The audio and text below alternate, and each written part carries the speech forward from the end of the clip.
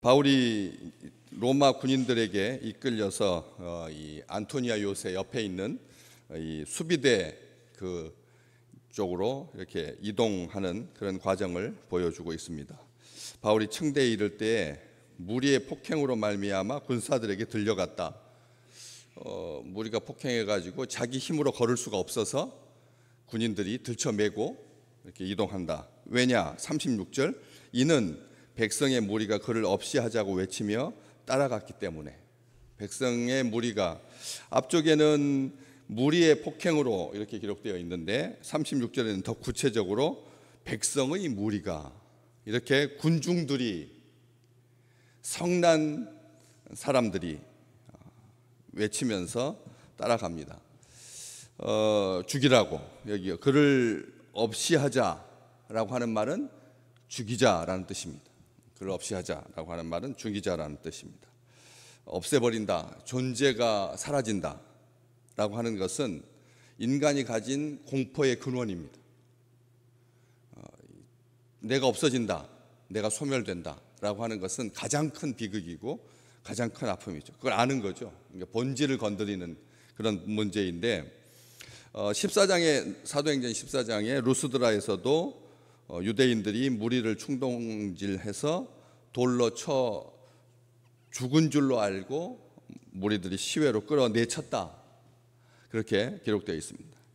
지금 무리들로 말미암은 이 테러 사건이 바울의 생애에서 6번 계속 반복되고 있는 것입니다. 사람들은 진실과 거짓을 구별하지 못한 채 또 진실과 거짓을 구별한다라고 하는 것이 중요하지 않습니다. 이 시대가 뭐가 진짜냐 뭐가 가짜냐가 중요한 게 아닙니다. 사람들이 이 집단으로 때를 지어서 흥분하고 광기에 빠지고 이성을 잃고 우리가 뭐 이렇게 우리 민족이 무슨 일이 있으면 사람들이 벌떼같이 달려드는 그런 성향 아닌 사람들이거든요. 우리는 그런 적이 없었습니다. 그런데 불의가 아니면 그렇지 않았었는데 근데 요즘 근래 와서 어떤 조그만 일들로 인해서 기회만 생기면 집단으로 아우성, 그 집단 아우성이 아주 만연해 있고 가득 차 있습니다. 그러는 과정 속에서 불가피하게 폭행 사건이 발생할 수 있다. 불가피하게 폭행 사건이 발생하지 않습니다. 필연적입니다. 필연적으로 그렇게 사건이 나게 돼 있는 것이죠. 이성을 잃게 되고 흥분하고. 지금 오순절 6월절부터 계속 절기 축제 기간인데 사람들이 많이 모이면 이런 일들이 순식간에 벌어지게 되는 거죠. 그러니까 절기 때면 총독의 관저가 가이사랴에 있어야 되는데 100km가 넘는 이곳까지 예루살렘까지 아예 이동해 가지고 여기 이 안토니아 요새의 빌라도 총독이 그다음에 수비대 대장이 천부장이 정치와 군사력이 와 있는 거죠. 지점을 설치하고 여기 와 있는 것입니다. 특수 폭행죄였거든요. 이게 그냥 단순하게 바울이 맞았다 이게 아니라 이것은 가중처벌되는 그러니까 어떤 절차를 따르지 아니하고 법에 의해서 집행되는 폭행이 아니면 그런 조치가 아니면 이것은 가중처벌되는 거고 특수폭행죄인데 이런 일들이 유대인들에게만 국한된 것은 아닐진데 유대의 역사에 이스라엘 역사를 이렇게 거슬러 올라가 보면 민수기 11장에 처음부터 민수기 11장에 그 이집트에서부터 나올 출애굽할 때부터 이런 일들이 비일비재했습니다. 사람들이 군중들이 폭도로 변하는 거 이러한 것들이 많았는데 민수기 11장에 보면 온 성, 온 예루살렘 여기 성경에도 지금 온 성, 온 예루살렘이라고 이렇게 되어 있지만 이 민수기 11장에도 이스라엘 중에 섞인 사람들 이스라엘 사람들 속에 섞여 들어온 사람들 그 사는 무리들이 성경은 표현을 아주 거칠게 쓰고 있습니다. 중다한 잡족이라. 중다한 잡족 많이 들어보셨죠? 중다한 잡족. 이런 이 섞인 무리들이 사나운 식탐을 발휘해서 이 식탐이 많았다는 거예요. 사나운 식탐을 발휘해서 지금은 사람들 우리 지금 나라에 와 있는 외국의 그 나그네들 이방인들이 한 200만 명 정도 되니까 이렇게 이 규제가 되고 이 통제가 되지만 그 숫자도 굉장히 무시 못할 숫자인데 나라에서 이제 이민청을 설치해 가지고 그들의 인권을 위해서 그들의 복지를 위해서 신경을 써주겠다. 이게 참 따뜻한 마음인 거죠. 환대하는 마음이고. 그런데 그들이 만약 돌변하게 되면 어떤 힘을 얻게 되면 지금처럼 고분고분하지 않는다는 거죠. 지금처럼 소수이기 때문에 조심하지 않는다는 거죠. 우리가 참 주의를 기울여야 합니다. 우리가 그냥 예리한 분별력이 필요한데 그들의 탐욕으로 말미암아 그것이 이스라엘 백성들에게 옮겨 붙었다. 옮겨 붙다라고 하는 말은 불을 말할 때 쓰잖아요. 옮겨 붙는다라고 하는 것이 그 분노가. 그래서 이스라엘 백성들이 부정적이 되고 비판적이 되고 냉소적이 되고 불평과 원망에 휘말려서 순식간에 넘어가고 맙니다. 이스라엘 역사는 그런 일들이 비일비재했습니다. 소란과 폭동을 일으키고 난리와 난폭해지는 것.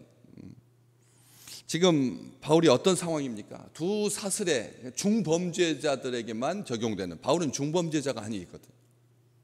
두 사슬에 매어서 온 옷은 갈기갈기 찢기고 맞아가지고, 주로 사람들이 맞을 때 이렇게 몸을 이렇게 때리는 게 아니라 얼굴을 주로 가격을 하거든요. 그러다 보면 이 관자놀이 쪽, 여기 굉장히 핏줄이 잘 터지는 곳, 거기가 제일 잘 터지거든요. 피가 유혈이 낭자한 거죠. 폭행당하면 그냥 멍드는 게 아니라 이 말초신경이 있는 곳은 피가 터지게 돼 있으니까 그냥 흥건하게 피가 적시게 되는 거죠. 머리는 막 헝클어지고, 지금 60대의 나이인데, 바울이 60대 나이입니다. 그러면 지금도 60대는 지금이야 60대 그러면 젊다라고 말하지만 젊은 게 아니잖아요. 이 고령의 나이에 차마 눈 뜨고 볼 수 없을 정도로 처참하게 이제 로마의 군인들에게 이렇게 띄워서 이동하고 있는 겁니다.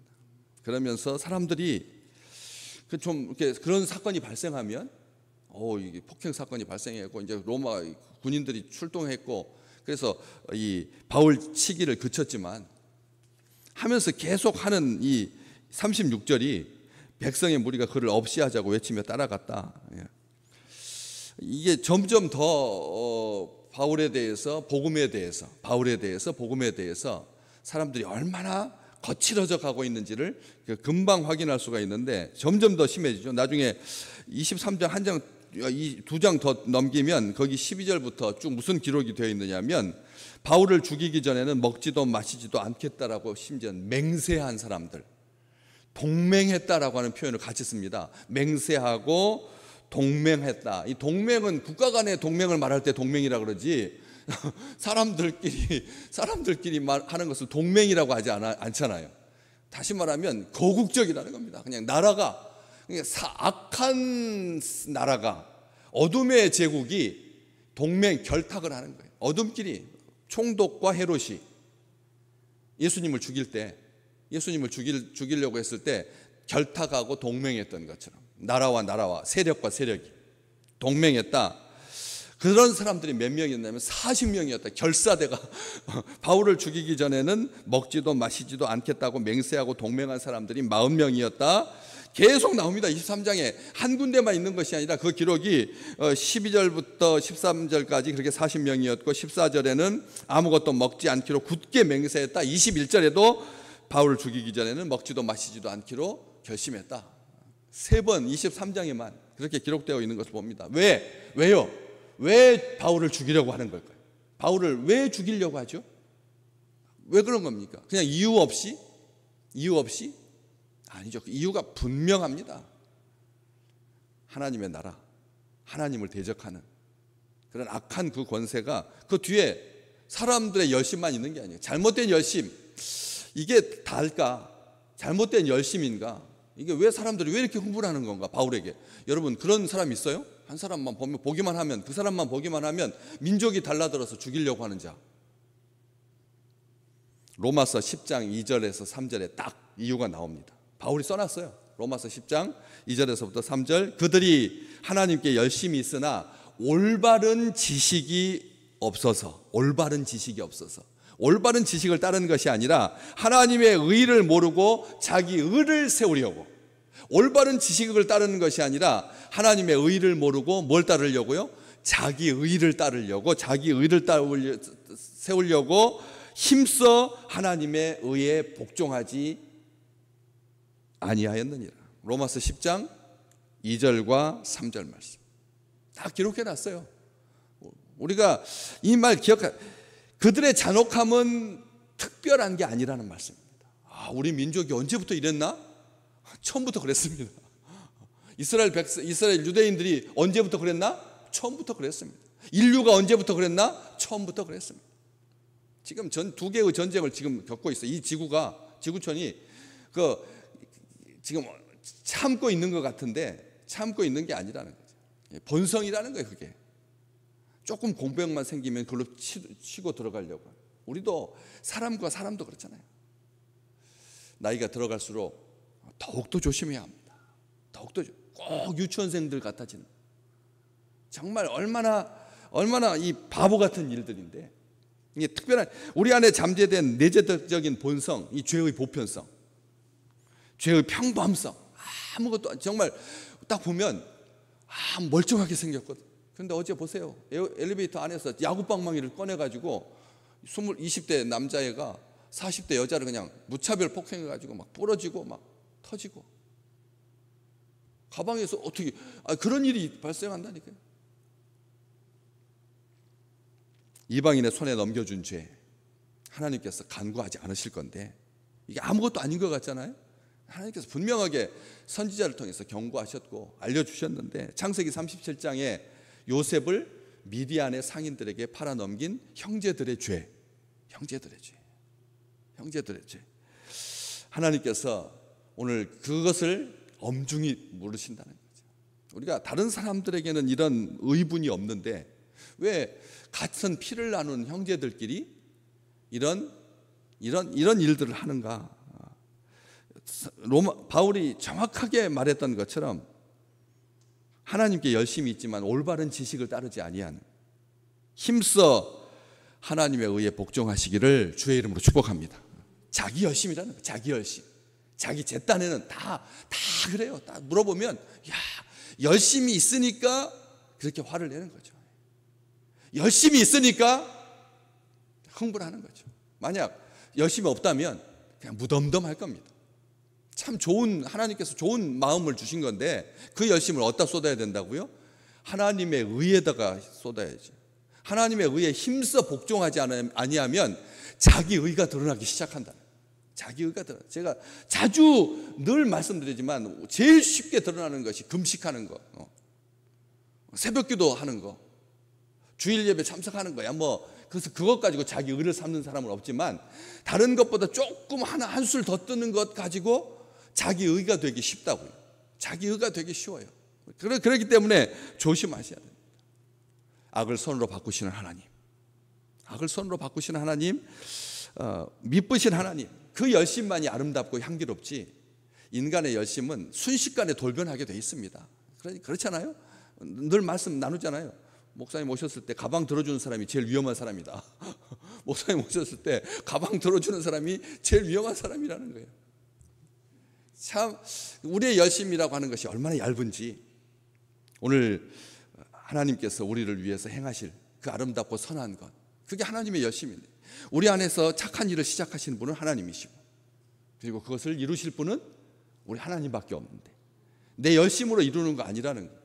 내가 열심히 해가지고 이루어질 거라면 얼마나 좋겠습니까?